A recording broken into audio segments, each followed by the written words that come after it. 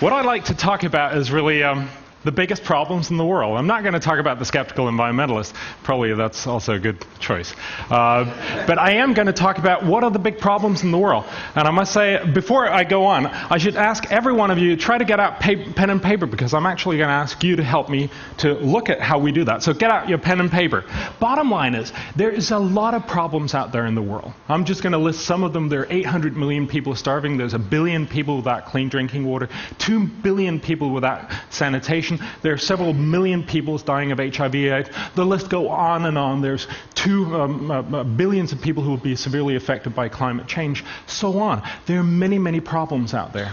In an ideal world, we would solve them all. But we don't. We don't actually solve all problems. And if we do not, the question I think we need to ask ourselves, and that's why it's on the economy session, is to say, if we don't do all things, we really have to start asking ourselves, which ones should we solve first?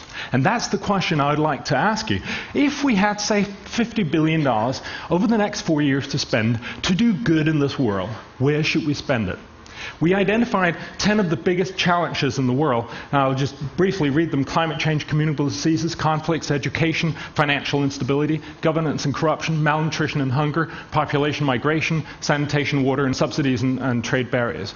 We believe that these in many ways encompass the biggest problems in the world. The obvious question would be to ask, what do you think are the biggest things? Where should we start on solving these problems? But that's a wrong problem to ask. That was actually the problem that was asked in Davos in January. But of course, there's a problem in asking people to focus on problems, because we can't solve problems. Really, the biggest problem we have in the world is that we all die, but we don't have a technology to solve that, right? So the point is not to prioritize problems, but the point is to prioritize solutions to problems. And that would be, of course, that gets a little more complicated. To climate change, that would be like Kyoto. To communicable diseases, it might be health clinics or mosquito nets. To conflicts, it would be UN's peacekeeping forces, and so on. The point that I would like to ask you to try to do is just, in 30 seconds, I know this is, in a sense, an impossible task, write down what you think is probably some of the top priorities. And also, and that's of course where economics gets evil, to put down what are the things we should not do first, what should be at the bottom of the list. Please, just take 30 seconds, perhaps talk to your neighbor and just figure out what should be the top priorities and the bottom priorities of the solutions that we have to the world's biggest issues. The amazing part of this process, and of course, I mean, I would love to, I only have 18 minutes, so I've already given you quite a substantial amount of my time, right? I'd love to go into and get you to think about this process, and that's actually what we did, and I also strongly encourage you, and I'm sure we'll also have these discussions afterwards, to think about how do we actually prioritize. Of course, you have to ask yourself, why on earth was such a list never done before? And one reason is that prioritization is incredibly uncomfortable. Nobody wants to do this. Of course, every organization would love to be in the top of such a list, but every organization would also hate to be not in the top of the list. And since there are many more not number one spots on a list than there is number ones, it makes perfect sense not to want to do such a list. We've had the UN for almost 60 years, yet we've never actually made a fundamental list of all the big things that we can do in the world and said, which of them should we do first? So it doesn't mean that we are not prioritizing. Any decision is a prioritization. So of course, we're still prioritizing, if only implicitly, and that's unlikely to be as good as if we actually did the prioritization and went in and talked about it. So what I'm proposing is really to say that we have, for a very long time, had a situation where we've had a menu of choices. There are many, many things we can do out there. But we've not had the prices nor the sizes. Right? We have not had an idea. Imagine going into a restaurant and getting this big menu card, but you have no idea what the price is. You know, you have a pizza, you have no idea what the price is. It could be $1, it could be $1,000, it could be a family-sized pizza, it could be a very individual-sized pizza. Right? We'd like to know these things, and that is what the Copenhagen Consensus has really tried to do, to try to put prices on these issues. And so basically, this has been the Copenhagen Consensus process. We got 30 of the world's best economists, 3 in each area. So we have 3 of the world's top economists write about climate change. What can we do? What will be the cost and what will be the benefit of that? Likewise, in communicable diseases, 3 of the world's top experts saying, what can we do? What will be the price? What should we do about it, and what will be the outcome, and so on.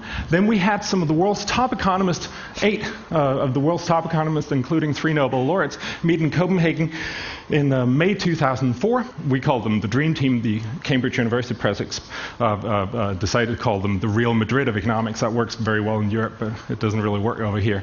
And what they basically did was come out with a prioritized list. And then you ask, why economists?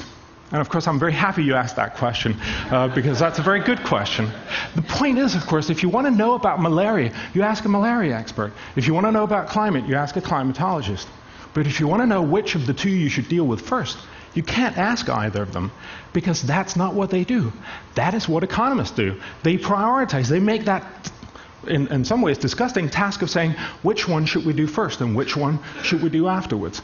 So this is the list, and this is the one I'd like to share with you. Of course, you can also see it on the website, and we'll also talk about it more, I'm sure, as the days goes on. They basically came up with a list where they said there were bad projects, basically projects where if you invest $1, you get less than $1 back. Then there's fair projects, good projects, and very good projects. And of course, it's a very good project we should start doing. I'm going to go from backwards so that we end up with the best projects. These were the bad projects. As you might see, the bottom of the list was climate change. Now, this offends a lot of people. And that's probably one of the things why people will say I shouldn't come back either. And I'd like to talk about that because that's really curious. Why is it came up? And I'll actually also try to get back to this, because it's probably one of the things that we'll disagree with on the list that you wrote down. The reason why they came up with saying that Kyoto or doing something more than Kyoto is a bad deal is simply because it's very inefficient. It's not saying that global warming is not happening. It's not saying that it's not a big problem, but it's saying that what we can do about it is very little at a very high cost. What they basically show us, the average of all the macroeconomic models, is that Kyoto, if everyone agreed, would cost about $150 billion a year. That's a substantial amount of money. That's 2 to 3 times the global development aid that we give the third world every year. Yet, it would do very little good. All models show it'll postpone warming for about 6 years in 2100. So the guy in Bangladesh who gets flooded in 2100 can wait till 2106, which is a little good, but not very much good. Right? So the idea here really to say, will we spend a lot of money doing a little good? And just to give you a sense of reference, the UN actually estimate that for half that amount, for about $75 billion a year, we could solve all major basic problems in the world. We could give clean drinking water, sanitation, basic health care, and education to every single human being on the planet. So we have to ask ourselves, do we want to spend twice the amount on doing very little good, or half the amount on doing an amazing amount of good? And that is really why it comes in bad project. It's not to say that if we had all the money in the world, we wouldn't want to do it, but it's to say when we don't, it's just simply not our first priority. The fair projects, notice I'm not going to comment on all of these, but communicable diseases, scale-up basic health services just made it. Simply because, yes, scale-up basic health service is a great thing. It would do a lot of good, but it's also very, very costly. Again, what it tells us is suddenly we start thinking about both sides of the equation. If you look at the good projects, a lot of sanitation and water projects came in. Again, sanitation and water is incredibly important, but it also costs a lot of infrastructure. So I'd like to show you the top 4 priorities, which should be at least the first ones that we deal with when we talk about how we should deal with the problems in the world.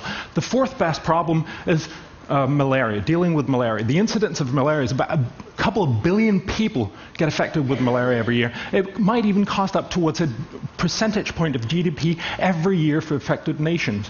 If we invested about $13 billion over the next 4 years, we could bring that incidence down to half. We could avoid about 500,000 people dying, but perhaps more importantly, we could avoid about 1 billion people getting infected every year. We would significantly increase their ability to deal with many of the other problems that they have to deal with, and of course, in the long run, also to deal with global warming. The 3rd best one was free trade. Basically, models showed that if we could get free trade and especially cut subsidies in the US and Europe, we could basically enliven the global economy to an astounding number, about $2,400 billion a year, half of which would accrue to the third world. Again, the point is to say that we could actually pull 200 to 300 million people out of poverty very radically fast, about 2 to 5 years. That would be the 3rd best thing we could do. The 2nd best thing would be to focus on malnutrition, not just malnutrition in general, but there's a very cheap way of dealing with malnutrition, namely the lack of micronutrients. Basically, about half of the world's population is lacking in iron, zinc, iodine, and vitamin A. If we invest about $12 billion, we could make a severe inroad into that problem. That would be the second best investment that we could do. And the very best project would be to focus on HIV/AIDS. Basically, if we invest $27 billion over the next 8 years, we could avoid 28 new million cases of HIV/AIDS. Again, what this does and what it focuses on is saying there are two very different ways that we can deal with HIV/AIDS. One is treatment, the other one is prevention.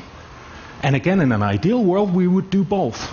But in a world where we don't do either, or don't do it very well, we have to at least ask ourselves, where should we invest first? And treatment is much, much more expensive than prevention. So basically what this focuses on is saying we can do a lot more by investing in prevention. Basically, for the amount of money that we spend, we can do X amount of good in treatment and 10 times as much good in prevention. So again, what we focus on is prevention rather than treatment at the first rate. What this really does is that it makes us think about our priorities. I'd like to have you look at your priority list and say, did you get it right, or did you get close to what we came up with here? Well, of course, one of the things is climate change again. I find a lot of people find it very, very unlikely that we should do that. We should also do climate change, if no other reason, simply because it's such a big problem. But of course, we don't do all problems. There are many problems out in the world. And what I want to make us sure of is, if we actually focus on problems, that we focus on the right ones, the ones where we can do a lot of good rather than a little good. And I think actually, Thomas Schelling, one of the participants in the DREAM team, he put it very, very well. One of the things that people forget is in 100 years, when we're talking about most of the climate change impacts will be, people will be much, much richer. Even the most pessimistic impact scenarios of the UN estimate that the average person in the developing world in 2100 will be about as rich as we are today. Much more likely, they will be 2 to 4 times richer than we are. Of course, we'll be even richer than that. But the point is to say, when we talk about saving people or helping people in Bangladesh in 2100, we're not talking about a poor Bangladeshi. We're actually talking about a fairly rich Dutch guy. And so the real point, of course, is to say, do we want to spend a lot of money helping a little, 100 years from now, a fairly rich Dutch guy? Or do we want to help real poor people right now in Bangladesh who really need the help and whom we can help very, very cheaply? Or as Schelling put it, imagine if you were a rich, as you will be, a rich Chinese or a rich Bolivian or a rich Congolese in 2100, thinking back in 2005 and saying, how odd that they cared so much about helping me a little bit through climate change and cared so fairly little about helping my grandfather and my great-grandfather, whom they could have helped so much more and who needed the help so much more. So I think that really does tell us why it is we need to get our priorities straight, even if it doesn't accord to the typical way we see this problem. Of course, that's mainly because climate change has good pictures. We have, the day after tomorrow. It looks great, right? It's a good film in the sense that I certainly want to see it, right? But don't expect Emmerich, to cast Brad Pitt in his next movie, digging latrines in Tanzania or something. It just doesn't make for as much of a movie, right? So in many ways, I think of Copenhagen Consensus and the whole discussion of priorities as a defense for boring problems, to make sure that we realize it's not about making us feel good. It's not about making things that have the most media attention, but it's about making places where we can actually do the most good. The other objections I think are important to say is that we're somehow positing a false choice. Of course, we should do all things. In an ideal world, I certainly agree. I think we should do all things, but we don't. In 1970, the developed world decided we were going to spend twice as much as we did right now in 1970 on the developing world. Since then, our aid has halved. So it doesn't look like we're actually in the path of suddenly solving all big problems. Likewise, people are also saying, but what about the Iraq war? We spend $100 billion there. Why don't we spend that on doing good in the world? I'm all for that. If any one of you guys can talk Bush into doing that, that's fine. But the point, of course, is still to say, if you get another $100 billion, we still want to spend that in the best possible way, don't we? So the real issue here is to get ourselves back and think about what are the right priorities. I should just mention briefly, is this really the right list that we got out? You know, when you ask the world's best economists, you inevitably end up asking old white American men. And they're not necessarily, you know, great ways of looking at the entire world. So we actually invited 80 young people from all over the world to come and solve the same problem. The only two requirements was that they were studying at the university and they spoke English. The majority of them were, of course, from developing countries. They had all the same material, but they could go vastly outside the scope of discussion, and they certainly did, to come up with their own list. And the surprising thing was that the list was very similar, with malnutrition and diseases at top and climate change at the bottom. We've done this many other times. There's been many other seminars and university students and different things. They all come out with very much the same list. And that gives me great hope, really, in saying that I do believe that there is a path ahead to get us to start thinking about priorities and saying, what is the important thing in the world? Of course, in an ideal world, again, we'd love to do everything.